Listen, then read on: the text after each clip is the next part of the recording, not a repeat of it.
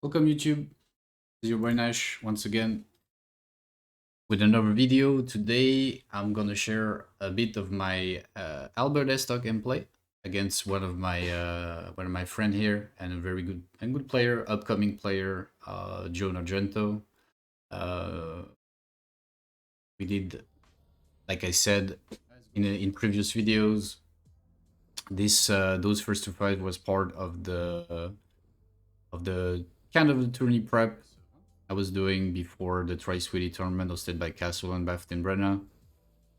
Didn't well. I didn't do too good in this tournament. Otherwise, although I didn't have many hopes, I was not using Gugs. I didn't really prepare as I wanted to. But here's some footage of me playing Halberd Estoc. As well, I uploaded Curve Sword, my Curve Sword gameplay, Nagakiba's gameplay, Dual Straight Sword gameplay, and now this is the time of the Halberd Estoc. A setup that I like using, especially with different multiple. I run four Ashes of War on my Halberds. So, and also it's an occasion for me here to give you some tips and tricks about how I use the weapon, how I see it. Uh, so for the Halberd Estoc, it's a good setup. If your opponent, of course, doesn't run 90 to 93 poise, otherwise you wouldn't get staggered by the uh, one-handed R1. But even so, if you use it two-handed, uh, it can still work, especially on strength with the Knight Rider. It's a very strong weapon. But here with the Banished Knight Halberd, you can do a few things. So the strategy, I believe, with the setup is to be very aggressive, especially with like Flame Strike on it. Is to make your opponent panic roll constantly. The Estoc seems is a double-edged sword here. Seems not very like frightful, simply because you won't get staggered, but still, it's very quick, and it can, uh, makes you second guess your spacing, your roll catching abilities, your reaction rolling. Sorry, reaction rolling abilities as you get hit by the running attack on the Halberd. So it's always good to it's a very nice combo, nice setup to have, because once you get hit by the running R1 or a poke from the Halberd on under 93 poise, as Joan have here, he's gonna use different setup here against Halberd Estoc. Uh, it's to mix between, like I'm gonna do. It's to mix between uh, successive hits from the pokes of the Halberd, but also try to get him, to roll, and to back away, to backpedal and panic roll a little bit by using the Estoc and to switch your timings. See, like I'm converting some hit. Oh, nice keep out from the spinning slash. Now I'm looking for the roll catch. I know I have the health lead. Doesn't have any attack that can surprise me, so I'm allowed to push a little bit more. I'm gonna use Thunderbolt, trying to catch him off guard. Too close, so it didn't work. And I was trying to space out the running attack and use my spacing in order to punish with the running R1 from the Halberd. Get a stagger. Here it was low health, so it was I was only looking for the finishing hit. But the whole strategy is to pressure with the consecutive and successive running R1 from the Halberd. Once you get the stagger, you have different options. Uh, you have Flaming Strike. If you press immediately after the stagger and your opponent roll, it's a confirm hit. You're gonna get like the two parts confirmed from the Flaming Strike, which does a lot of damage, and that's why you want. Uh, is spaced here on the jumping L1. So usually dual straight can do very well against Halberd Estoc. But yeah, once you get a hit, oh nice pebble, I wasn't expecting it. But once you get a hit with the and a stagger, especially with the Halberd,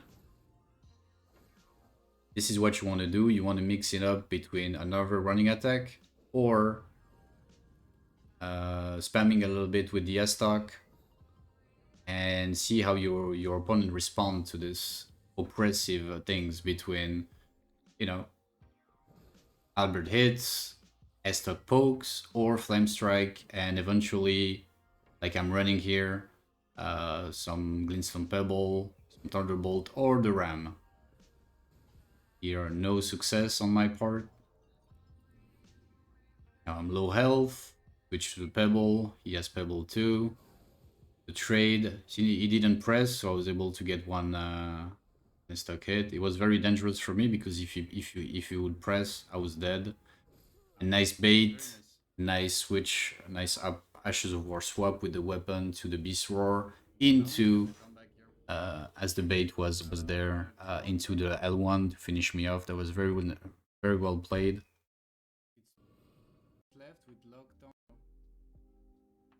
So yeah, it's a pretty good setup, pretty meta setup, very aggressive. You can play it as well. You can play it as well defensively, but I think this setup shines, in my own opinion, more aggressively under 93 points, of course. Otherwise, it wouldn't work. It wouldn't stagger your opponent after every running R1 hit. I'm gonna get punished here. I did so many mistakes. I didn't know what I pressed R2 against Luber. Sometimes I didn't press R2 to convert the pebble, but here I was a bit trigger happy. After L2, I pressed R2 too fast. Well, here I was already in my RAM animation, so it worked. Now Joan is playing very well here. Can I get the comeback? Spacing, my judge was not too bad. Usually I'm getting hit too much with the... And then here, look at this. See, that's what I was talking about the Flame Strike after the stagger and the Estoc, that you can mix it up.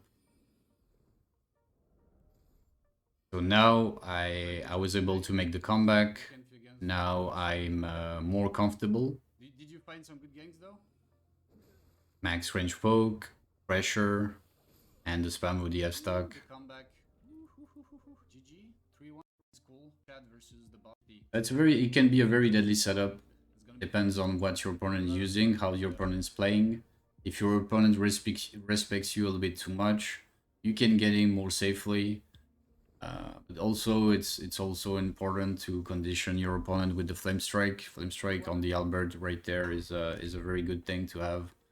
And then you can switch and swap to other Ash of War depending on the situation. Look at this.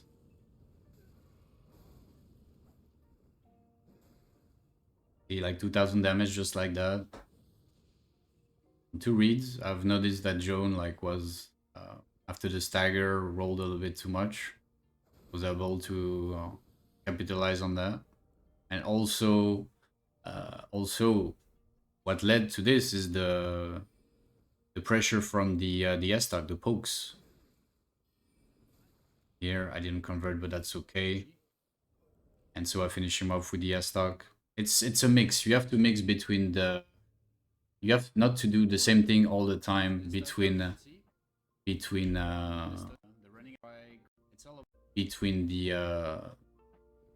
you have to switch it up. You cannot do running R1 all the time with the Halberds. You have to switch between different stuff.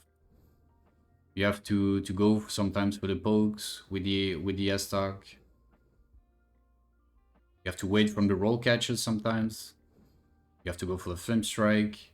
You have to go different things. And at some point where everything's like connects and every stars are aligned, you can get the full punish, a full vortex in a sense, so to speak, with that setup. Again, this is what's gonna happen here, I believe. Right, yeah. This is what happens here at the last fight. So you see, like, Joan did pretty well up until this point, punishing me, not losing too much health. And then after success, like a lot of misses on my part, a lot of tries, I think this is where all makes sense. Bit of cute rolls, boom, the Halberd, again with the flame strike, the conversion, and now 2000 damage. And now you wait for the roll catch, put the pressure, max pressure on your opponent, and this is where the Estoc comes into play. And yeah, very good setup. GG's to Joan. We'll definitely do more for fights like this in the future, but it was an occasion for me to showcase my gameplay, first of all, and second of all, to give some tip and tricks for some people who want to use the setup or are using the setup. You knew all of that. It's just a reminder of how good and great this setup can be with the right Ashes of War, with the right timings, with the right positioning, and with the right strategy. Thank you for watching. Leave a comment if you like so to see what are your thoughts about this setup, and I'll see you next time for some other gameplay videos and commentary. Thank you so much. Bye.